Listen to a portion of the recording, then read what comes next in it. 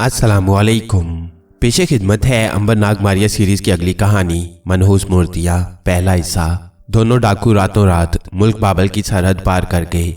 वो सोने की मूर्तियाँ और याकूत का सांप हासिल करने पर बहुत खुश थे। उनका मंसूबा ये था कि आगे मुल्क ईरान है, वो ईरान जाकर सौदागरों का भेष बदलेंगे और ईरान के बादशाह दारा के दरबार में जाकर सोने की मूर्तियाँ और याकूत का सांप उसकी खिदमत में पेश करेंगे और बादशाह उन्हें दौलत से मालामाल कर देगा, क्योंकि इतनी कीमती चीज़ों का मुआवजा एक बादशाह ही दे सकता था। उन्हें इसकी खबर ही नहीं थी कि सिकंदर की फौजों ने मुल्क ईरान पर हमला कर दिया है और वहां घुमसान की जंग हो रही है। दोनों डाकू घोड़ों पर सफर करते कई दिनों के बाद जब ईरान की सरहद में दाखिल हुए तो उन्हें पता चला कि सिकंदर आजम ने ईरान के दारुल हुकूमत पर सीपोलिस पर कब्जा कर लिया है और ईरान का बादशाह दारा फरार हो गया है। मुल्क में अफरा तफरी मची थी। यूनानी फौजें आम लोगों का कत्लेआम कर रही थीं। डाकुओं के पास बड़ी कीमती चीजें थीं। उन्हें मालूम था कि यूनानी सिपाही उनसे ये चीजें भी छीन लेंगे और उन्हें जिंदा भी नहीं छोड़ेंगे। चुनाचे वो जान बचाकर वीरान पहाड़ियों की जानिब भाग निकले। करना खुदा का क्या हुआ कि जिस तरफ जाकू जान और माल बचाकर भागे जा रहे थे, उसी तरफ ईरान का बादशाह दारा भी शिकस्त खाने के बाद अपने 4 मुहाफिज सिपाहियों के साथ फरार हुआ था। सिकंदर आजम को जब पता चला कि शहनशाह फरार हो गया है तो उसने अपने खास यूनानी सिपाहियों के दस्ते को हुक्म दिया कि दारा को जिंदा पकड़कर लाया जाए। चुनाचे उन जांबाज यूनानी सिपाहियों का दस्ता भी दारा के पीछे वीरान बंजर पहाड़ियों की तरफ निकल खड़ा हुआ। अब सूरत हाल ये थी कि आगे आगे दारा घोड़े पर सवार अपने 4 मुहाफिज सिपाहियों की हिफाजत में भागा जा रहा था। उसके पीछे ये दोनों डाकू थे और इन डाकुओं के पीछे सिकंदर आजम के जांबाज दस्ते के सिपाही सरपट घोड़े दौड़ाते चले आ रहे थे। तारीख में भी ऐसा ही लिखा है कि दारा को उसके मुहाफिज सिपाहियों ने ही दारा के गले में पड़े हुए कीमती हारों के लालच में हलाक कर दिया था। बेयारो मददगार बादशाह की उंगलियों में चमकती जवाहरात की अंगूठियों और गले में पड़े अनमोल हारों को देखकर मुहाफिज ईरानी सिपाहियों की नीयत खराब हो गई। चुनाचे एक जगह जब शहनशाह दारा जरा सांस लेने के लिए जंगल में रुका तो एक मुहाफिज सिपाही ने पीछे से दारा की पीठ में खंजर घोंप दिया। शहनशाह दारा शदीद जख्मी होकर गिर पड़ा। चारों मुहाफिज सिपाही दारा के जरो जवाहिर पर टूट पड़े। उन्होंने उसकी गर्दन से हार नोच लिए, उंगलियों से अंगूठियां उतार ली और घोड़ों पर बैठकर जंगल में फरार हो गए। शहनशाह दारा आखिरी दमों पर शदीद जख्मी हालत में जमीन पर पड़ा था। कभी उसके सामने कोई परिंदा भी पर नहीं मार सकता था और आज वह बेबसी के आलम में वीरान जंगल की जमीन पर पड़ा आखिरी सांस ले रहा था। इतने में पीछे से दोनों डाकू भी वहां पहुंच गए। उन्होंने एक शहाना लिबास वाले ऊंचे लंबे आदमी को जमीन पर जख्मी पड़े देखा तो घोड़ों से उतरकर उसके पास आए। एक डाकू ने कहा, ये तो कोई शाही खानदान का आदमी लगता है, हमें यहाँ से भाग चलना चाहिए। दूसरा डाकू बोला, तुम ठीक कहते हो, कहीं हम मुसीबत में न फंस जाए। वो उठकर घोड़ों पर सवार होने ही लगे थे कि पीछे से यूनानी जांबाज सिपाहियों का जो दस्ता बादशाह दारा की तलाश में आ रहा था वो सर पर पहुंच गया। उन्होंने आते ही दोनों डाकुओं को घेरे में ले लिया। डाकुओं की क्या मजाल थी कि यूनानी सिपाहियों का घेरा तोड़कर निकल जाते। वो थर थर कांपने लगे, समझ गए कि मौत आ गई। यूनानी सिपाहियों ने देखा कि शहनशाह दारा जमीन पर मुर्दा पड़ा है और उसके जिस्म से कीमती हार और अंगूठियां गायब थीं और उसका लिबास खून में तरबतर था। अब भी उसकी खुली आंखों से जाहो जलाल टपक रहा था। यूनानी सिपाहियों ने डाकुओं की तलाशी ली तो उनके थैलों से सोने की 2 मूर्तियां और याकूत का कीमती सांप बरामद हुआ। यूनानी सालार ने कहर भरी नजरों से दोनों डाकुओं की तरफ देखा। उसे यकीन था कि इन्होंने ही शहनशाह दारा को हलाक किया है और शाही सोने की मूर्तियां लूटी हैं। सालार ने अपने सिपाहियों को इशारा किया। 2 तलवारें फिजा में लहराईं और दोनों डाकुओं की गर्दनें कटकर जमीन पर पड़ी थीं। यूनानी सिपाहियों ने शहनशाह दारा की लाश को उठाकर घोड़े पर डाला और उसे सिकंदर आजम की खिदमत में पेश करने के लिए ईरान के दारुल हुकूमत सीपोलिस की तरफ रवाना हो गए। सिकंदर आजम ने शहनशाह की लाश को देखा तो उसे बहुत दुख हुआ। ये सुनकर उसे कुछ तसल्ली हुई कि दारा के कातलों को भी हलाक कर दिया गया है। सिकंदर आजम ने हुक्म दिया कि शहनशाह दारा को पूरे शाही एजाज के साथ दफन किया जाए। जब सिकंदर आजम को सोने की मूर्तियां और याकूत का सांप दिखाया गया तो उसने कहा, सोने की मूर्तियां खजाने में जमा कर दी जाएं और ये याकूत का सांप हम अपने पास रखेंगे, ये हमें बहुत पसंद है। सिकंदर आजम को बिल्कुल इल्म नहीं था कि जिस याकूत के सांप को उसने अपनी टोकरी में रखा है वो असल में उसका दोस्त नाग है। नाग को भी कुछ होश नहीं थी। मुल्क ईरान को फतह करने के बाद सिकंदर आजम फौज को लेकर मुल्क हिंदुस्तान को फतह करने चल पड़ा। जिस वक्त सिकंदर आजम अपने सोने की खास टोकरी में नाग को याकूत के सांप की शक्ल में लेकर मुल्क हिंदुस्तान की तरफ रवाना हुआ। उस वक्त अंबर और मारिया मुल्क तौरान में नाग का खोज लगाते फिर रहे थे, जो ईरान के शुमाल मशरिक में था। सिकंदर की फौजों ने उस मुल्क पर भी कब्जा कर लिया था। यहाँ भी सिकंदर आजम ने अपना गवर्नर मुकर्रर कर दिया था। अंबर मारिया यूनानी हमले के बाद मुल्क तौरान से निकलकर समरकंद और बुखारा के शहरों की तरफ से होते हुए मुल्क हिंदुस्तान की तरफ रवाना हो गए थे। जब वो हिंदुस्तान की सरहद पर पुष्पावली के शहर के करीब पहुंचे, जो आजकल पेशावर है, तो उन्हें खबर मिली कि सिकंदर आजम की फौजें दरिया जेहलम के किनारे पड़ाव डाले हुए हैं और राजा पौरस से जंग होने ही वाली है।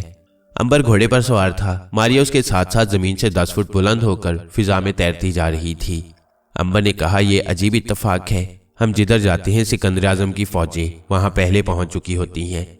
मारिया हंसकर बोली, हम तो तारीख में से गुजरे हैं। क्या तुम्हें मालूम नहीं अंबर कि सिकंदर आजम सारी दुनिया को फतह करने का इरादा लेकर निकला है?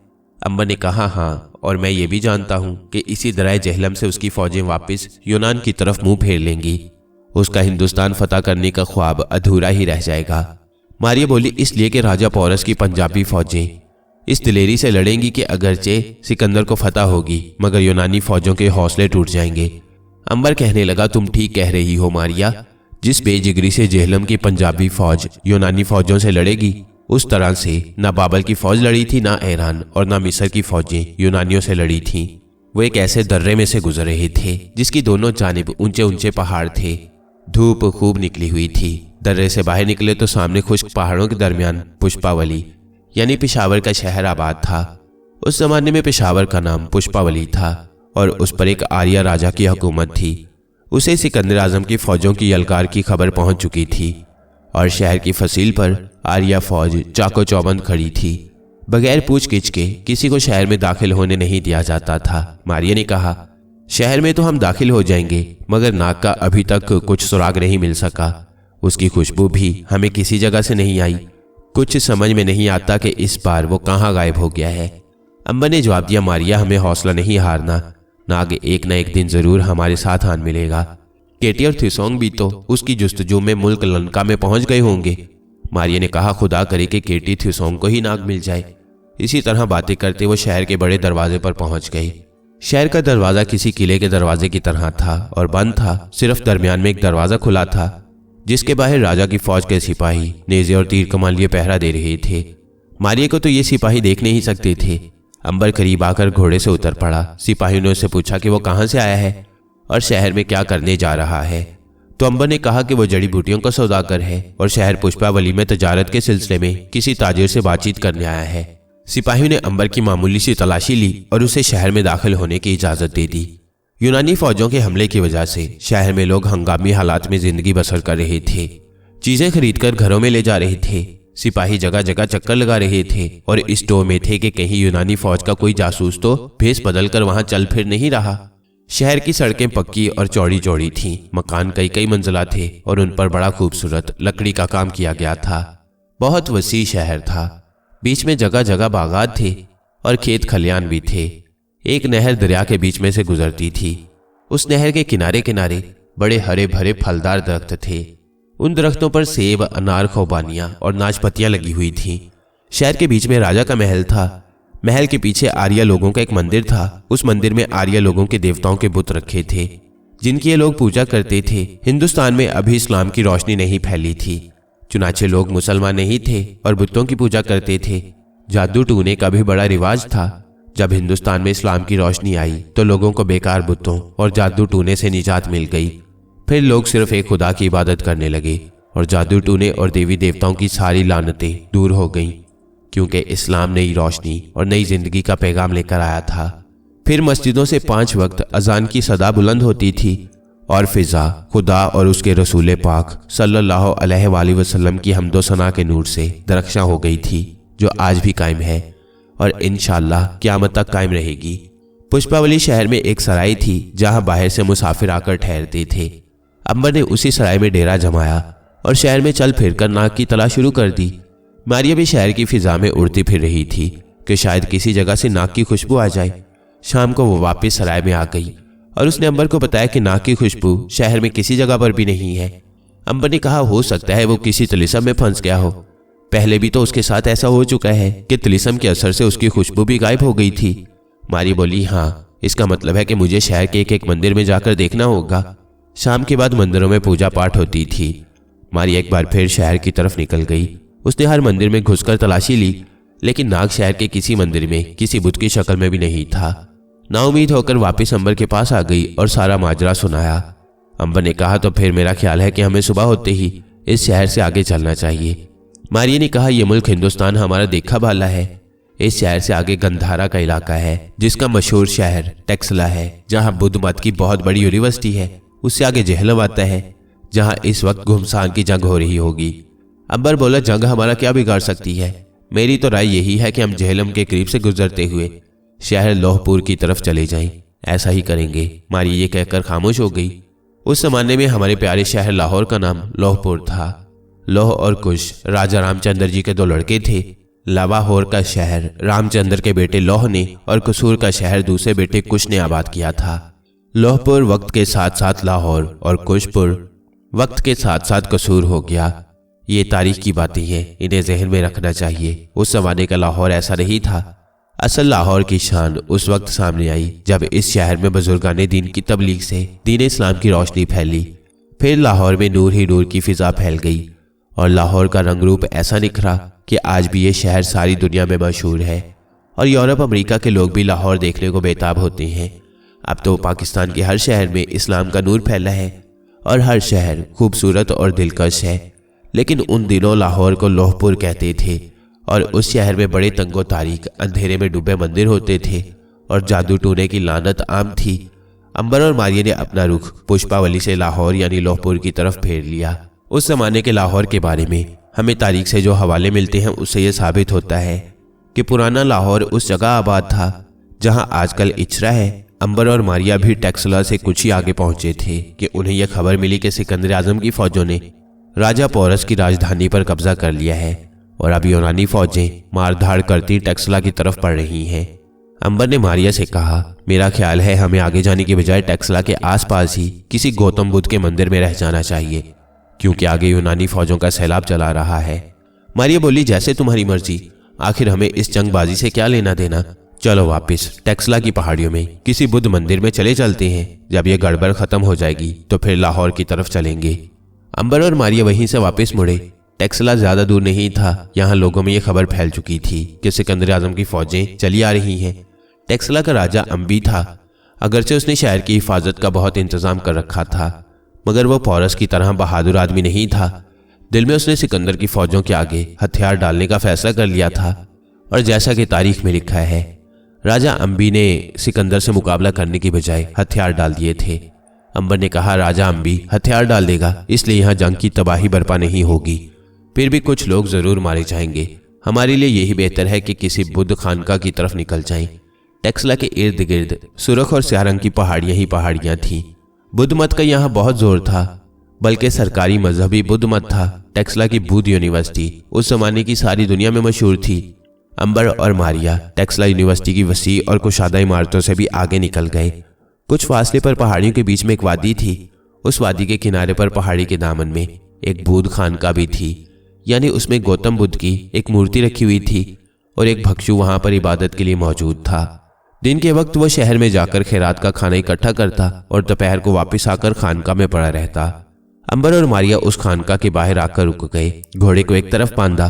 खानका में उस वक्त बुद्ध भक्षु यानी बुद्ध मत का पुजारी महात्मा गौतम की मूर्ति के आगे दो जानू होकर बैठा इबादत कर रहा था। अंबर उसके पीछे खामोशी से बैठ गया। मारिया भी अंबर के साथ ही बैठ गई। थोड़ी देर बाद भक्षु ने इबादत खत्म की और पलटकर अंबर को देखा। दोनों हाथ बांधकर अंबर को सलाम किया और पाली जुबान में पूछा, खानका में तुम्हारे आने से खुशी हुई। मैं तुम्हारी क्या खिदमत कर सकता हूँ। उस जमाने में शुमाली हिंद में बुद्ध मत के असर की वजह से संस्कृत के साथ पाली जुबान भी बोली जाती थी। पाली जुबान एक आम फहम जुबान थी और गौतम बुद्ध इसी जुबान में अपने मजहब की तबलीग किया करते थे।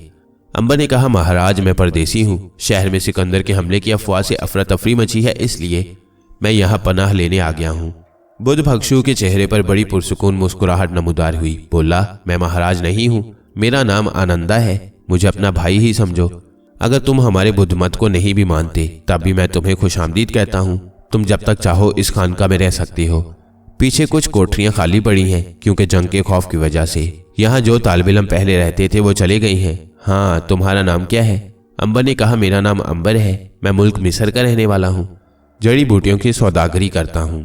भक्षु आनिंदा ने हाथ बांधकर एक बार फिर प्रणाम किया और बोला, मेरे भाई अंबर, क्या तुम कुछ खाओगे? मेरे पास कुछ चावल और फल रखे हैं। अंबर के मना करने के बावजूद भक्षु आनंदा कोठरी में फल और चावल लेने चला गया। मारिया ने अंबर से कहा, यह बड़ा खुश अखलाक आदमी है।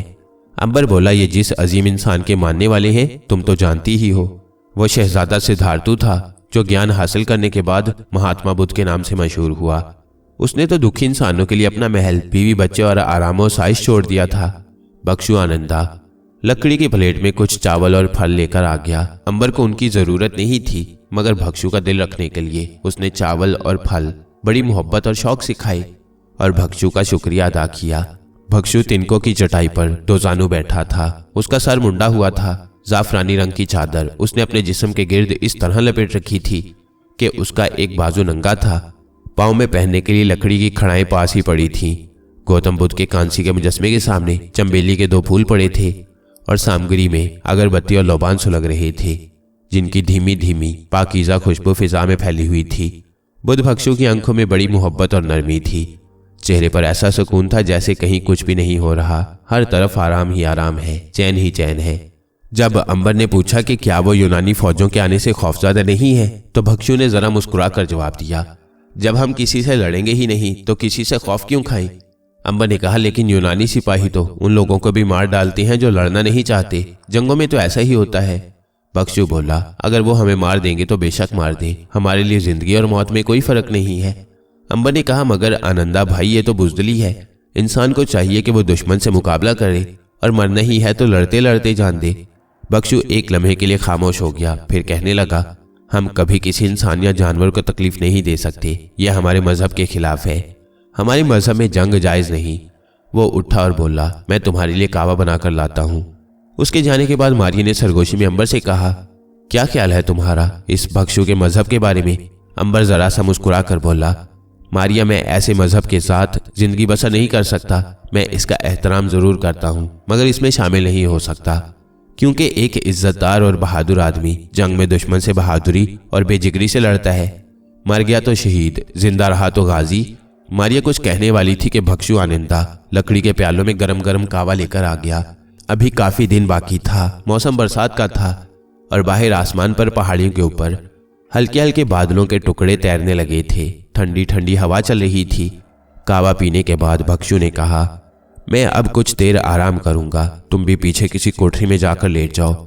अंबर ने आगे कुछ न कहा, क्योंकि बुद्ध भक्षु आराम करना चाहता था। वो उठकर खानका के पीछे जो 4-5 खाली कोठरियां थी उनमें से एक कोठरी में आ गया। मारिया हंसकर बोली, अंबर, तुमने चावल तो खूब मजे ले लेकर खाए और मुझे पूछा भी नहीं। अंबर बोला, तुम्हें पूछता तो भक्षु बेचारा हैरत के मारे गुमसुम हो जाता। मारिया ने कहा, मुझे इस नेक दिल भक्षु पर तरस आता है। यूनानी सिपाही बड़े वैशी हैं, वो यहाँ भक्षु को जिंदा नहीं छोड़ेंगे। अंबर बोला, कम से कम इस नेक दिल भक्षु की जान बचाना तो हमारा फर्ज है। इसे किसी यूनानी सिपाही के हाथों नहीं मरने देंगे। कोठरी में सिर्फ एक चटाई जमीन पर बिछी थी। ताक में एक मिट्टी का दिया रखा था। कोने में मिट्टी का घड़ा पानी से भरा हुआ पड़ा था। कोठरी बड़ी साफ सुथरी थी। अंबर चटाई पर बैठ गया। मारिया भी उसके पास ही बैठ गई और वो नाग के बारे में गुफ्तगू करने लगी। मारिया को यकीन था कि नाग इस दफा जरूर किसी बड़ी मुसीबत में फंस गया है। अभी वो बातें कर ही रहे थे कि शहर की जानिब से लोगों की चीखों पुकार की आवाजें बुलंद हुई। अंबर और मारिया लपक कर बाहर आए। देखा कि शहर में कई जगहों पर आग लग रही थी। अंबर के मुंह से अपने आप निकल गया, वैशी यूनानी फौज आन पहुंची है। उसने मारिया से कहा, मारिया, शहर में जाकर पता करो कि ये क्या हो रहा है। मारिया उसी वक्त फिजा में बुलंद होकर शहर की तरफ परवाज कर गई। अंबर जल्दी से खानका में गया। देखा कि नेक दिल भक्षु चटाई पर महात्मा बुद्ध की मूर्ति के आगे सिमट कर पड़ा बड़ी गहरी नींद सो रहा है। अंबर ने उसे जगाना मुनासिब न समझा और खानका का दरवाजा बंद कर दिया। थोड़ी ही देर बाद मारिया ने वापस आकर बताया कि सिकंदर आजम की यूनानी फौजों का हर अव्वल दस्ता शहर में दाखिल होकर मकानों को आग लगा रहा है और लोगों का कत्लेआम कर रहा है। अंबर बोला, क्या राजा ने हथियार नहीं डाले? मारिया ने कहा, राजा ने हथियार डाल दिए हैं, जब ही तो शहर के दरवाजे खोल दिए गए थे। मगर यूनानी फौज किराए की फौज है। जब तक सिकंदर आजम खुद यहाँ नहीं पहुंचता ये लूट मार जारी रहेगी। और सबसे तशवीशनाक खबर यह है कि यूनानी फौज का ये दस्ता इधर खानका को लूटने भी आ रहा है। वो समझते हैं कि हिंदुस्तान की खानकाहों में सोने की मूर्तियां रखी होती हैं। अंबर जल्दी से एक तरफ हो गया। उसने देखा कि दूर कच्ची सड़क पर कुछ घुड़सवार घोड़े दौड़ाते खानका की तरफ बढ़ रहे थे। उसने मारिया से कहा, मारिया होशियार हो जाओ, हमें इस नेकदिल भक्षु को यूनानी किराए के फौजियों से हर हालत में बचाना है। मारिया ने पुरअज़्म आवाज में कहा, मैं तैयार हूं, फिक्र न करो। जितने यूनानी सिपाही आ रहे हैं इनमें से एक भी जिंदा वापस नहीं जाएगा। अंबर ने कहा, लेकिन हमें उस वक्त तक उन्हें कुछ नहीं कहना जब तक कि ये लड़ने मरने पर ना उतर आए। मैं जानती हूँ, मारिया ने जवाब दिया। दोनों सड़क की तरफ देख रहे थे जो पहाड़ियों के दरमियान से खानका की तरफ आती थी। 4 यूनानी सिपाही घोड़े दौड़ाते, तलवारें लहराते, मारो मारो करते चले आ रहे थे। अंबर ने मारिया से कहा, खानका के अंदर दरवाजे के साथ खड़ी हो जाओ। तुम्हें क्या करना होगा तुम खूब जानती हो। मारिया की आवाज आई, खूब जानती हूँ। मारिया खानका के अंदर चली गई। कमाल की बात यह थी कि बुद्ध भक्षु अभी तक बड़े सुकून से सो रहा था। उसके खराटों की भी आवाज नहीं आ रही थी। अंबर खानका के दरवाजे के बाहर खड़ा हो गया। यूनानी सिपाही जंगली जानवरों की तरह चीखते चिल्लाते शोर मचाते खानका के सामने आकर घोड़ों से उतरे और तलवार लिए अंबर की तरफ लपके। एक सिपाही ने अंबर की तरफ देखकर तंजिया अंदाज में अपने साथी से यूनानी जुबान में कहा, बीमार हिंदुस्तानी है, इसे तुम हलाक करो। अंबर ने भी यूनानी जुबान में जवाब दिया, तुम में से कोई भी मुझे न हलाक कर सकेगा। चारों यूनानी सिपाही चौंके कि ये शख्स जो शक्ल सूरत से किसी तरह भी यूनानी नहीं लगता, यूनानी जुबान में इतनी रवानी से कैसे बात कर लेता है। एक सिपाही ने गुर्राते हुए अंबर से कहा, तुम यूनान में किसी अमीर के गुलाम रहे हो क्या? अंबर ने बड़ी बहादुरी से जवाब दिया, मैं आज तक किसी का गुलाम नहीं रहा। तीसरा सिपाही झिल्ला कर बोला, अरे इसका सर तन से जुदा करो और मंदिर को लूट लो, इसके अंदर जरूर सोने की मूर्तियां होंगी। पहले सिपाही ने अंबर पर तलवार का भरपूर वार किया। अंबर ने तलवार का वार अपने हाथ पर लिया और तलवार छीनकर परे फेंक दी। अब 2 यूनानी सिपाही अंबर पर टूट पड़े। उन्होंने अंबर को गिरा लिया और उसे जदोकोब करने लगे। बाकी 2 यूनानी सिपाहियों से एक खानका का दरवाजा धड़ाक से खोलकर अंदर गया ही था कि मारिया ने उसकी गर्दन पर ऊपर से इतनी जोर से बाजू मारा कि उसकी गर्दन की हड्डियों के 7 टुकड़े टूट गए। वो गिरा तो दूसरा आगे बढ़ चुका था, उसका भी यही हशर हुआ।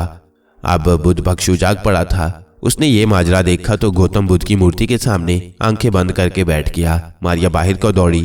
दोनों यूनानी सिपाही अंबर को घूंसे मार रहे थे मगर खुद उनके हाथ लहूलुहान हो रहे थे। अंबर उनके सामने पड़ा मुस्कुरा रहा था। मारिया ने एक यूनानी सिपाही को पीछे से पकड़ लिया। उसने जो किसी के बाजू की पकड़ महसूस की तो चीख मारकर अपने साथी से बोला, यहाँ कोई भूत है, हमारे दोनों साथी मर चुके हैं, भागो। मगर मारिया भला कब उन्हें भागने देती। उसने यूनानी सिपाही को बाजुओं से पकड़कर ऊपर को इतनी जोर से उछाला कि वो जमीन से 50 फुट की बुलंदी पर जाकर कलाबाजियां खाता जमीन पर गिरा तो उसकी हड्डी पसली टूट गई। यूनानी डरकर भागने लगे तो मारिया ने उसे भी गर्दन से दबोच लिया। अंबर ने कहा, जाने दो इसे मारिया, ये हमारा मुकाबला नहीं कर रहा। मारिया ने कहा, इसने ना जाने कितने बेगुनाह इंसानों का खून बहाया है, मैं इसे नहीं छोड़ूंगी। और मारिया ने चौथे यूनानी सिपाही का भी सफाया कर दिया। उसने चारों लाशों को उनके घोड़ों पर डालकर घोड़ों को भगा दिया। बुद्ध भक्षु खानका की कोठरी से निकलकर बाहर आ गया। उसने दोनों हाथ सीने पर बांध रखे थे। कहने लगा, ये जुल्म मुझसे नहीं देखा जाता। मैं पहाड़ी गुफा में जाकर महात्मा बुद्ध की इबादत करूंगा। बुद्ध भक्षु ने झुककर अंबर को सलाम किया और खड़ाएं पहनकर पहाड़ों की तरफ जाने वाली सड़क के किनारे किनारे चल पड़ा। मारिया ने कहा, इस शरीफ आदमी का पहाड़ों में चले जाना ही बेहतर है, यहाँ यूनानी सिपाही इसे जिंदा नहीं छोड़ेंगे। अंबर बोला, अपने बारे में क्या ख्याल है मारिया? मारिया ने इस राय का इजहार किया कि हमें बड़ी शाहरा को छोड़कर जंगलों में से गुजरकर शहर लाहौर की तरफ निकल जाना चाहिए, क्योंकि मुमकिन है वहां नाक का कोई सुराग मिल जाए। अंबर अपने घोड़े पर सवार हुआ, मारिया उसके साथ होली और दोनों टेक्सला की पहाड़ियों के दामन की तरफ रवाना हो गए। यहाँ से उन्होंने आगे दरियाए जेहलम अबूर करके दरियाए जनाब की वादी में दाखिल होना था और फिर वहां से जंगल जंगल लाहौर का रुख पकड़ना था। उस जमाने में इतनी आबादियां कहाँ होती थीं। एक शहर होता था जो सिर्फ फसील यानी दीवार के अंदर आबाद होता था। बाहर खेत खलियान होते थे, किसानों के कुछ कच्चे मकान होते थे। दुश्मन की फौजें हमला करती तो ये किसान भागकर शहर में आ जाते थे। गांव देहात बहुत ही कम होते थे। अगर गांव होते भी थे तो ऐसी जगहों पर बनाए जाते थे जो पहाड़ी ढलानों या घने दरख्तों की ओट में छुपी होती थी, ताकि दुश्मन की फौज अगर वहां से गुजरे तो उनकी नजर कम पड़ सके। अंबर और मारिया दरियाए जेहलम की तरफ शुमाल मशरिक से होते हुए जा रहे थे। दूसरी तरफ सिकंदर आजम अपने शाही दस्ते के साथ टेक्सला के राजा के शाही महल पर कब्जा कर चुका था। राजा अम्बी हथियार डालने के बाद सिकंदर आजम की खिदमत में बेहद कीमती तोहफे पेश कर रहा था। सिकंदर आजम दूसरे बादशाहों या कदीम जर्नैलों की निस्बत ज्यादा बाइखलाक और रवादार था। वो दुश्मन का भी एहतराम करता था। जो दुश्मन हथियार डाल देता था उसकी पूरी हिफाजत करता था। चुनाचे राजा अम्बी को उसने उसकी हुकूमत वापस कर दी थी और कह दिया था कि वो टेक्सला में अपना कोई गवर्नर नहीं रखेगा, सिर्फ एक यूनानी मुशीर महल में यूनानी मुफादात की हिफाजत के लिए मौजूद रहेगा। राजा अम्बी इस पर बहुत खुश था कि जान तो बची, क्योंकि वह पोरस की तरह बहादुर और गैरतमंद राजा नहीं था। उसे इज्जत और आबरू की जगह दौलत और शाही तख्त और ताज ज्यादा अजीज था। यही वजह है कि तारीख आज राजा पोरस को एक बहादुर और गैरतमंद राजा की हैसियत से याद रखे हुए है, क्योंकि पोरस को शिकस्त हो गई थी। उसकी बहादुरी का एतराफ़ सिकंदर आजम ने भी किया था। ये बात आपने अपनी किताबों में भी पढ़ी होगी कि शिकस्त के बाद जब जेहलम के उस राजा पोरस को सिकंदर के सामने लाया गया तो सिकंदर आजम ने उससे सवाल किया, पोरस बताओ तुम्हारे साथ क्या सलूक किया जाए। इस पर राजा पोरस ने एक गैरतमंद बहादुर इंसान की तरह जवाब दिया, वही जो एक बादशाह दूसरे बादशाह के साथ करता है। इस दिलेराना जवाब पर सिकंदर खुश हुआ कि उसने तख्त से उतरकर राजा पोरस को गले लगा लिया और उसकी हुकूमत भी उसे वापस कर दी। मगर राजा अम्बी के बारे में सिकंदर को मालूम था कि ये एक दौलत परस्त बुज़दिल राजा है। चुनाचे उसने वहां अपना एक मुशीर जरूर मुकर्रर कर दिया था, जिसने बाद में टेक्सला के तख्त पर कब्जा कर लिया और शुमाल का सारा इलाका यूनानियों के कब्जे में चला गया था। शाही महल में दरबार सजा था। यूनानी जर्नैल बड़ी शान से कुर्सियों पर बैठे थे। राजा अम्बी सिकंदर आजम के तख्त के पास नीचे एक कुर्सी पर अदब से बैठा था और उसके दरबारी नौकरों की तरह सिकंदर आजम की खिदमत में तोहफे तोहफे पेश कर रहे थे। राजा अम्बी ने जब एक इंतहाई और कीमती हीरा सिकंदर की खिदमत में पेश किया तो सिकंदर ने खुश होकर अपनी खास सोने की टोकरी खोली, जिसमें उसका याकूती सांप और यूनान के मशहूर शायर होमर की नज़म की किताब रखी होती थी। उसे खोला और याकूती सांप को निकालकर राजा अम्बी की तरफ बढ़ाते हुए कहा, राजा हम ये तोहफा तुम्हारी खिदमत में पेश करते हैं, क्योंकि हमें मालूम है कि तुम्हारे मुल्क में सांपों की पूजा होती है। सांप की ये मूर्ति तुम्हारे लिए खुशबख्ती का बाइस होगी। राजा अम्बी याकूत के सांप की मूर्ति को देखकर बहुत खुश हुआ। उसने ऐसी सांप की मूर्ति पहले कभी नहीं देखी थी। ये मूर्ति राजा अम्बी ने अपने महल के एक खास इबादत करने वाले कमरे में ले जाकर संदल की चौकी पर रख दी। यहाँ पहले से देवताओं की मूर्तियां पड़ी थीं। राजा अम्बी की एक ही नौजवान बेटी थी जिसका नाम दुर्गा था। दुर्गा की माँ जनूबी हिंद के एक मुल्क की रहने वाली थी जहाँ लोग सांपों की पूजा करते थे। दुर्गा की माँ रानी कमला भी सांपों को देवता समझती थी और उनकी पूजा करती थी। राजकुमारी दुर्गा याकूती सांप को एक देवता समझकर उसकी पूजा करने लगी। उसे कुछ मालूम नहीं था कि ये मूर्ति सचमुच के नाग देवता की मूर्ति है। वो उसे उठाकर अपने कमरे में ले गई। यहाँ उसने एक सोने की चौकी पर नाग की मूर्ति रख दी। उसके आगे घी का दिया रोशन कर दिया और सुबह शाम फूल और शहद का प्याला सामने रखे नाग की मूर्ति की पूजा करती। राजा अम्बी को ये बात ज्यादा पसंद नहीं थी कि उसके महल में सांप की बाकायदा पूजा पाठ हो। चुनाचे जब राजकुमारी दुर्गा को पता चलता कि उसका राजा बाप इधर आ रहा है तो वो नाग की मूर्ति के आगे से फूल शहद और चिराग हटा देती और ये जाहिर करती कि उसने सांप की मूर्ति को महज एक खूबसूरत मूर्ति के तौर पर यहाँ रखा हुआ है। जब वो चला जाता तो राजकुमारी दुर्गा फिर सांप की पूजा में मसरूफ हो जाती। राजकुमारी दुर्गा को नाग की मूर्ति से बड़ी अकीदत हो गई थी। वह जमाना ही ऐसा था। लोग जानवरों, पत्थरों, दरख्तों और दरियाओं की पूजा किया करते थे। एक रोज राजकुमारी दुर्गा नाग की सांप मूर्ति की पूजा कर रही थी। वो आंखें बंद किए हाथ बांधे नाग की सांप मूर्ति के सामने सर झुकाए बैठी थी कि राजा अम्बी कमरे में आ गया। उसने अपनी बेटी को सांप की मूर्ति की पूजा में मगन पाया तो वो वापस चला गया। दिल में उसने फैसला कर लिया था कि सांप की ये मूर्ति महल में नहीं रहेगी। दूसरे रोज उसने अपने खास आदमी को बुलाया और कहा कि वो सांप की मूर्ति को उठाकर दूर पहाड़ियों में किसी खड्ड में जाकर गिरा दे, जहां से उसे कभी कोई वापस ना ला सके। उस खास आदमी ने रात के वक्त जब राजकुमारी दुर्गा गहरी नींद सो रही थी सांप मूर्ति को उठाया और घोड़े पर बैठकर जंगल की तरफ निकल गया। टेक्सला शहर से बाहर थोड़े फासले पर ही पहाड़ियां शुरू हो जाती थीं। वो एक वादी में से गुजरकर रात के अंधेरे में एक पहाड़ी पर चढ़ गया। उस पहाड़ी की दूसरी जानिब एक गहरा खड्ड था। उसने नाग की याकूती सांप मूर्ति को थैले में से निकालकर गहरे खड्ड में फेंक दिया। सांप मूर्ति लुढ़कती, पत्थरों से टकराती खड्ड की गहराई में एक जंगली झाड़ी के पास जाकर रुक गई। राजकुमारी दुर्गा उठी तो देखा कि सांप की मूर्ति गायब थी। परेशान होकर अपनी माँ के पास गई। माँ खामोश हो गई। वो सोच रही थी। आखिर उसने अपनी बेटी राजकुमारी दुर्गा से कहा, बेटी, ये काम सिवाय तुम्हारे राजा बाप के दूसरा कोई नहीं कर सकता। किसी को इतनी जरूरत नहीं कि वो तुम्हारे कमरे में रात के अंधेरे में दाखिल होकर मूर्ति चुरा कर ले जाए। ये काम तुम्हारे बाप के कहने पर हुआ है, इसलिए तुझे सब्र कर लेना चाहिए, क्योंकि तुम 1000 कोशिश के बावजूद भी सांप मूर्ति को दोबारा हासिल न कर सकोगी। उस वक्त तो राजकुमारी दुर्गा चुप होकर वापस अपने कमरे में चली आई, लेकिन उसने दिल में अहद कर लिया कि वो अपने देवता सांप मूर्ति को हासिल करके रहेगी। उसके दिल को यकीन था कि सांप मूर्ति जहां भी होगी उसे अपने पास बुला लेगी। चुनाचे उसी रोज जंगल में सैर करने के बहाने दुर्गा अपनी 4 सहेलियों के हमरा घोड़े पर सवार होकर पहाड़ी वादियों की तरफ निकल गई। राजकुमारी दुर्गा को इतना अंदाजा था कि सांप मूर्ति को जरूर किसी गहरी खड्ड में गिराया गया होगा, क्योंकि वहां करीब कोई दरिया नहीं था, सिर्फ एक नहर थी जिसमें से याकूत की कीमती सांप मूर्ति लोग निकाल सकते थे। दुर्गा अपनी सहेलियों के साथ एक पहाड़ी पर चढ़ रही थी कि आसमान पर काली घटाएं छा गईं और तेज हवा चलने लगी। फिर जबरदस्त आंधी और बारिश का तूफान आ गया। किसी को किसी का होश न रहा। घोड़े भी दब गए। दुर्गा का घोड़ा भी उसे झाड़ियों में गिराकर भाग गया। दूसरी सहेलियां भी खौफजदा घोड़े से चिमटी कहीं की कहीं निकल गईं। तेज बारिश और क़यामत खेज हवाओं ने दुर्गा को रास्ते से भटका दिया और वह लुढ़कती हुई गहरी खड्ड में जा गिरी। उसकी खुशकिस्मती थी कि वह ढलान के ऊंचे घास से फिसलती हुई नीचे गिरी और उसे चोट न लगी। जब जरा हवा का जोर थमा तो राजकुमारी दुर्गा ने अपने आप को संभाला और उठकर बारिश से बचने के लिए एक झाड़ी की तरफ चली आई। ये बहुत घनी झाड़ी थी। स्याह बादल गरज रहे थे। बारिश मूसलाधार हो रही थी। काले बादल की वजह से चारों तरफ अंधेरा छा गया था। राजकुमारी झाड़ी में छुपी बैठी थी कि उसे सांप की फुंकार की आवाज सुनाई दी। राजकुमारी दुर्गा चूंकि सांपों की पूजा करती थी, इसलिए उसे सांप से कोई खौफ महसूस ना हुआ। वो हाथ बांधकर बारिश में बैठ गई और देखा कि एक सांप फन उठाए उसकी तरफ बढ़ रहा है। दुर्गा अपनी जगह से बिल्कुल ना हिली, खामोश हाथ बांधे बैठी मंत्र पढ़ती रही। सांप फन उठाए उसके करीब से गुजरकर झाड़ी में चला गया। जब थोड़ी देर बाद वापस आया तो उसके मुंह में नाग की सांप मूर्ति पकड़ी हुई थी।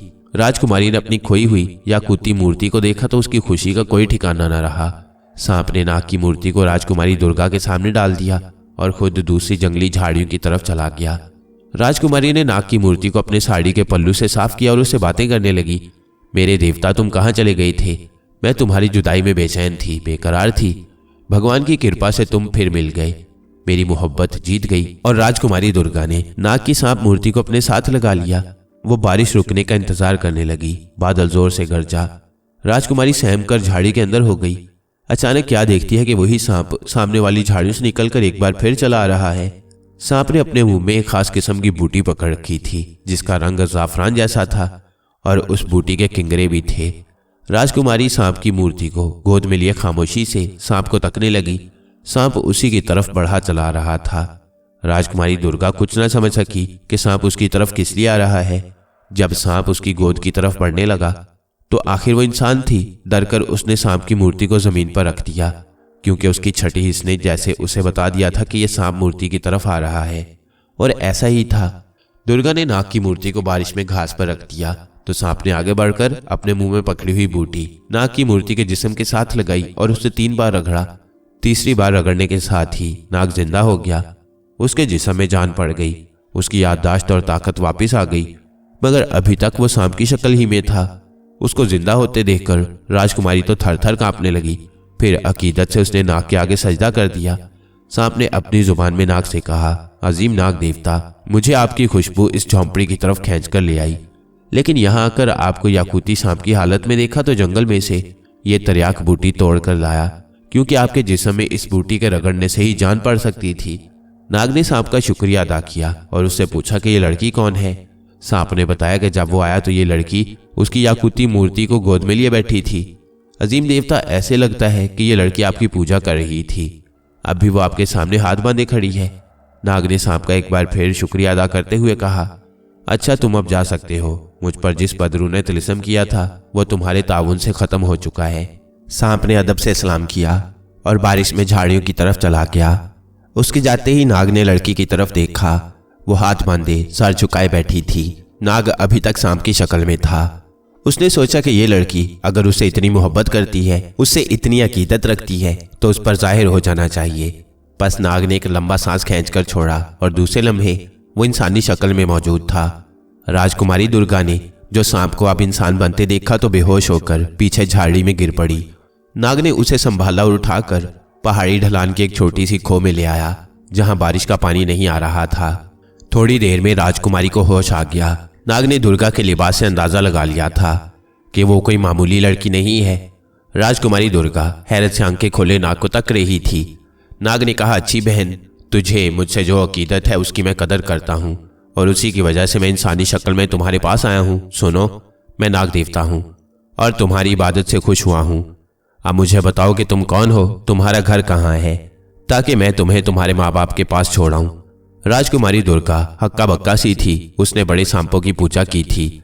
आज तक किसी सांप को इंसान बनते नहीं देखा था। जब नाग ने अपना तारुफ करवाते हुए कहा कि वो नाग देवता है, तो वो समझ गई कि नाग देवता ही ऐसी करामत कर सकता है। उसने अपने खुश खलक को तर्क करते हुए आस्था से कहा, नाग देवता को मेरा प्रणाम। नाग ने राजकुमारी के सर पर हाथ रख दिया और बोला, मेरी बहन, मैंने तुम्हारा प्रणाम, तुम्हारा सलाम कबूल किया, लेकिन मुझे बताओ कि तुम कौन हो और तुम्हारा घर कहाँ है और तुम यहाँ क्या करने आई थी और मुझे यहाँ कौन लाया था। क्योंकि नाग को ये तो मालूम था कि एक बदरू ने उस पर तिलिस्म करके उसे सांप बना दिया था, मगर यहाँ कैसे आया इसका उसे कुछ इल्म नहीं था, क्योंकि याकूती सांप बनते ही उसकी याददाश्त और दूसरे एहसासात वक्ती तौर पर खत्म हो गए थे, जो अब दोबारा वापस आ गए थे। नाग ने कहा, क्या तुम मुझे यहाँ लाई थी? अब राजकुमारी दुर्गा का हौसला कुछ बढ़ा। उसने कहा, नाग देवता, मेरा नाम दुर्गावती है और मैं यहाँ के राजा अंबी की अकलौती बेटी हूँ। चूंकि मेरी माँ जनूबी हिंद की रहने वाली है, इसलिए हम सांपों की पूजा करते हैं। राजा अंबी यानी मेरे बाप को सिकंदर आजम ने तुम्हें तोहफे के तौर पर दिया था और मैं तुम्हारी मूर्ति उठाकर अपने कमरे में ले आई और सुबह शाम तुम्हारी पूजा करती। लेकिन चूंकि मेरा बाप सांपों की पूजा को पसंद नहीं करता और वह जनूब का नहीं है, इसलिए उसने मुझे सांप की पूजा करते देख लिया और तुम्हारी मूर्ति को उठवाकर इस गहरे खड्ड में फेंकवा दिया। मुझे यकीन है कि ऐसा ही हुआ है। मैं तुम्हारे बगैर उदास हो गई और आज तुम्हारी तलाश में इस वादी में आई तो बारिश आंधी का तूफान आ गया और मैं भटक कर इस झाड़ी में निकल आई, जहां तुम मुझे दोबारा मिल गई। नाग सब कुछ समझ गया। सिकंदर आजम के जिक्र से उसने पूछा कि सिकंदर आजम यहाँ कैसे आ गया। राजकुमारी ने बताया कि सिकंदर आजम ने जेहलम फतह करने के बाद टेक्सला पर हमला कर दिया था, मगर उसके राजा बाप ने हथियार डाल दिए और अब सिकंदर वापस जेहलम चला गया है, जहां से वो हिंदुस्तान के दूसरे शहरों पर हमला करने का मंसूबा बना रहा है। नाग ने कहा, चलो मेरी बहन, मैं तुम्हें तुम्हारे शाही महल में छोड़ाऊं। दुर्गा बोली, नाग देवता, तुम मुझे छोड़कर चले तो नहीं जाओगे? नाग बोला, तुम अपने माँ बाप के पास तो चलो, वो तुम्हारे लिए बहुत परेशान हो रहे होंगे, और हाँ, वादा करो कि तुम किसी को मेरे बारे में कुछ नहीं बताओगी। राजकुमारी दुर्गा बोली, मैं वादा करती हूँ नाग देवता, मगर तुम भी वादा करो कि मुझे छोड़कर नहीं जाओगे। नाग ने कहा, देखो दुर्गा, मैं नाग देवता हूँ, मुझे दुनिया के सारे सांपों, सारे सांप मंदिरों की देखभाल करनी होती है। मुझे तुमसे जुदा होना ही पड़ेगा, मगर मैं वादा करता हूँ कि तुमसे मिलने जरूर आ जाया करूंगा। राजकुमारी दुर्गा उदास हो गई। नाग ने उसे हौसला दिया। बारिश थम गई थी। नाग ने दुर्गा को साथ लिया और पहाड़ की चढ़ाई चढ़ने लगी। काफी मुश्किल के साथ वो राजकुमारी को पहाड़ी के ऊपर ले आया। दूसरी तरफ वादी थी और दूर टेक्सला का शहर बादलों में घिरा हुआ नजर आ रहा था। नाग जब राजकुमारी दुर्गा को लेकर शाही महल के दरवाजे पर आया तो पहरेदारों ने ताज्जुब से उसे देखा। हर तरफ शोर मच गया कि राजकुमारी वापस आ गई है। जब से राजकुमारी की सहेलियों ने वापस आकर राजा और रानी को बताया था कि राजकुमारी तूफान में उनसे बिछड़ गई है, राजा रानी सख्त परेशान थे और शाही फौज उसकी तलाश में निकल चुकी थी। अपनी बेटी को अपने सामने देखकर राजा और रानी ने उसे गले लगा लिया। राजकुमारी ने नाग की तरफ इशारा करके कहा, पिताजी, इस बहादुर नौजवान ने मेरी जान बचाई है। अगर ये ना होता तो मैं तूफान में भटक कर ना जाने कहाँ की कहाँ निकल गई होती। राजा अंबी ने नाग के दोनों हाथ थाम लिए और बोला, बेटा, मैं तुम्हारा एहसान मंद हूँ, बोलो, मैं तुम्हें मुंह मांगा इनाम देना चाहता हूँ। नाग ने राजकुमारी की तरफ देखा। राजकुमारी को तो मालूम था कि नाग एक देवता है और जमीन के सारे खजानों का मुंह उसके लिए खुला है। उसने अपने बाप से कहा, पिताजी, इन्हें किसी इनाम की जरूरत नहीं है। राजा ने कहा, बेटा, तुमने अपना नाम तो बताया ही नहीं। नाग बोला, मेरा नाम गियादास है, मैं मुल्क मिस्र का सयाह हूँ। यहाँ सियाहत करने आया था कि यूनानी फौजों के हमले से डरकर पहाड़ों में जाकर छुप गया। तूफानी बारिश में अचानक मेरी नजर राजकुमारी जी पर पड़ गई, जो मदद के लिए पुकार रही थी। चुनाचे मैं इन्हें आपके पास ले आया। राजा और रानी ने नाग को जबरदस्ती अपने शाही महल में ठहरा लिया और कहा कि वो 2-1 रोज उन्हें जरूर खिदमत का मौका दे। नाग को सिकंदर आजम के पास जाने की जल्दी थी, लेकिन राजा और रानी के इसरार पर शाही महल में रुक गया। राजकुमारी दुर्गा ने भी नाग को मजबूर किया कि वो उनके पास 2-3 दिन जरूर ठहरे। नाग को शाही महल में एक शानदार कमरा मिल गया जहां आलीशान बिस्तर लगा था। राजकुमारी दुर्गा ने तो बाकायदा नाग की पूजा शुरू कर दी। नाग ने उसे मना भी किया, लेकिन वो कैसे बाज रह सकती थी। उसे तो मालूम था कि यह नौजवान नाग देवता है। राजा को इसकी खबर न थी। राजा का एक नौजवान वजीर विक्रम था। वो राजा की इकलौती बेटी दुर्गा से शादी करके राजा की मौत के बाद तख्त पर कब्जा करने का इरादा रखता था। उसने जब देखा कि राजकुमारी दुर्गा महल में ठहरे हुए मेहमान गयादास के इर्द गिर्द फिरती रहती है और उसकी पूजा करती है, तो उसका खून खौल उठा। पहले तो उसने नाग को वहां से भगाने के लिए जतन किए, मगर ऐसा हुआ कि जब नाग जाने लगा तो राजकुमारी दुर्गा गश खाकर गिर पड़ी। अब राजा ने नाग के हाथ जोड़े कि वो उसे छोड़कर ना जाए। ये उसकी इकलौती बेटी दुर्गा की जिंदगी और मौत का सवाल है। नाग मजबूर हो गया और कुछ दिन और महल में ठहर गया। राजकुमारी बहुत खुश हुई, बिल्कुल सेहतमंद हो गई और नाग की दोबारा पूजा शुरू कर दी। राजा विक्रम ने नाग को रास्ते से हमेशा हमेशा के लिए हटाने का फैसला कर लिया। वो जानता था कि राजकुमारी की जो हालत है उसको देखते हुए अगर गयादास यानी नाग चला भी गया तो राजकुमारी उसके पीछे पीछे चल पड़ेगी, या अगर ना गई तो उसकी मोहब्बत में घुल घुल कर मर जाएगी। इसका सबसे बेहतरीन इलाज यही था कि गयादास नाग को हलाक करवा दिया जाए। उसकी लाश देखकर राजकुमारी कुछ दिन शोक करेगी, फिर उसे सब्र आ जाएगा। नौजवान वजीर आजम विक्रम को क्या मालूम था कि वो किससे उलझ रहा है। उसने किसी को अपना राज न बताया, इस ख्याल से कि वो आदमी बाद में उसे ब्लैकमेल करेगा। वजीर विक्रम नहीं चाहता था कि किसी को यह पता चले कि उसने गयादास को, जो राजा का मेहमान है, उसे हलाक करवाया है। चुनाचे उसने खुद ही नाग को खत्म करने का फैसला किया। वो राजा का वजीर था और उसे महल की सारी खबर रहती थी। उसे यह भी मालूम था कि जिस कमरे में नाग ठहरा हुआ है उसको एक खुफिया रास्ता भी जाता है। उस रात उसने मुंह सर पर काली चादर लपेटी, हाथ में जहर में बुझा हुआ खंजर लिया और खुफिया रास्ते की तरफ चल पड़ा। इत्तेफाक की बात ऐसी हुई कि उसी रात नाग को अंबर मारिया केटी और थ्यूसोंग की बहुत याद आई। उसने सोचा कि क्यों न किसी सांप को बुलवाकर उससे अंबर मारिया केटी और थ्यूसोंग के बारे में पूछा जाए, क्योंकि सांपों को इन बातों का इल्म होता है, खास तौर पर जबकि अंबर मारिया केटी और थ्यूसोंग के जिस्मों से नाग देवता की हल्की खुशबू भी आती हो। नाग कमरे में अकेला था। उसने हल्की सीटी की आवाज निकाली और इलाके के किसी सांप को आवाज दी। उसे तसल्ली थी कि अगर आसपास कोई सांप हुआ तो वो महल की दीवारों, छतों पर रेंगता हुआ उसके कमरे में पहुंच जाएगा। नाग के कमरे का रोशनदान खुला था। थोड़ी ही देर बाद एक मुटियाले रंग का सब्जी माइल इंतहाई जहरीला सांप वहां आ गया। उसने आते ही नाग को सलाम किया और पूछा कि वो नाग देवता की क्या खिदमत कर सकता है। नाग पलंग से उतरकर तख्त पोश पर बैठा था। उसकी पीठ पलंग की तरफ थी। उसी पलंग के नीचे खुफिया रास्ते का छोटा दरवाजा खुलता था। मुटियाला जहरीला सांप उसके सामने कुंडली मारे बैठा था। नाग ने उससे कहा, क्या तुम मुझे अंबर मारिया केटी और थ्यूसोंग के बारे में कुछ बता सकते हो कि वो कहाँ होंगे? वो मेरे बहन भाई हैं और उनके जिस्मों से मेरी खुशबू भी आती है। सांप ने कहा, अजीम नाग देवता, मैं इस सारे इलाके में गर्दिश करता रहता हूँ। मैंने अपने इलाके में सिवाय आपके और किसी के जिस्म से आपकी खुशबू नहीं सूंघी। नाग ने कहा, अच्छा तुम ख्याल रखना, मैं इसी महल में अभी 3-4 दिनों तक हूँ। जो ही तुम्हें इलाके में मेरे सिवा किसी दूसरे के जिस्म से मेरी खुशबू आए तो फौरन मुझे आकर खबर करना। तुम समझ गए हो? सांप बोला, पूरी तरह समझ गया हूँ नाग देवता, मैं फौरन आपकी खिदमत में हाजिर हो जाऊंगा। नाग ने कहा, अब तुम जा सकते हो। ऐन उस वक्त पलंग के नीचे फर्श का खुफिया ढकना उठाकर वजीर विक्रम खंजर हाथ में लिए नमूदार हुआ। उस वक्त मुटियाला सांप वापस जाने के लिए मुड़ रहा था कि अचानक उसकी नजर एक आदमी पर पड़ी जो खंजर हाथ में लिए नाग देवता की तरफ दबे पांव बढ़ रहा था। मुटियाले सांप ने एक जोर की सीटी की आवाज हलक से निकाली। नाग खतरे को महसूस करते ही एक तरफ उछल कर गिरा। इतनी देर में मुटियाला सांप वजीर की गर्दन में लटक रहा था और उसने वजीर विक्रम को डस दिया था। वजीर विक्रम की मौत उसे वहां खींच कर ले आई थी। भला इस किस्म के जहरीले सांपों के जहर से वो कभी बच सकता था? सबसे पहले तो उसका हलक ही बंद हो गया। मुटियाले सांप ने उसे गर्दन पर डसा था, जिसके फौरन बाद उसके गले के ग्लैंड सूज गए और उसकी आवाज बंद हो गई। फिर उसका खून जम गया और वह धड़ाम से फर्श पर गिर पड़ा। जब नाग ने उठकर उसे झुककर देखा तो वह मर चुका था। नाग ने कहा, अरे ये तो राजा का वजीर विक्रम है। सांप बोला, अजीम नाग देवता, अगर आप इस लाश को गायब करना चाहते हैं तो मुझे हुक्म करें, मैं अपनी एक ही फुंकार के शोले से इस लाश को भस्म करके रख दूंगा। नाग बोला, नहीं, मैं चाहता हूं कि ये लाश राजा भी देखे ताकि उसे भी यकीन हो जाए कि ये खुफिया रास्ते से खंजर हाथ में लेकर मुझे हलाक करने आया था। तुम अब चले जाओ। सांप अदब से ताजीम करके चला गया। वजीर विक्रम की लाश स्याह पड़ गई थी और उसके नाक कान से जो खून बह रहा था वो अब जम गया था। नाग ने उसी वक्त राजकुमारी दुर्गा के कमरे में जाकर उसे जगाया और सारी बात बयान की।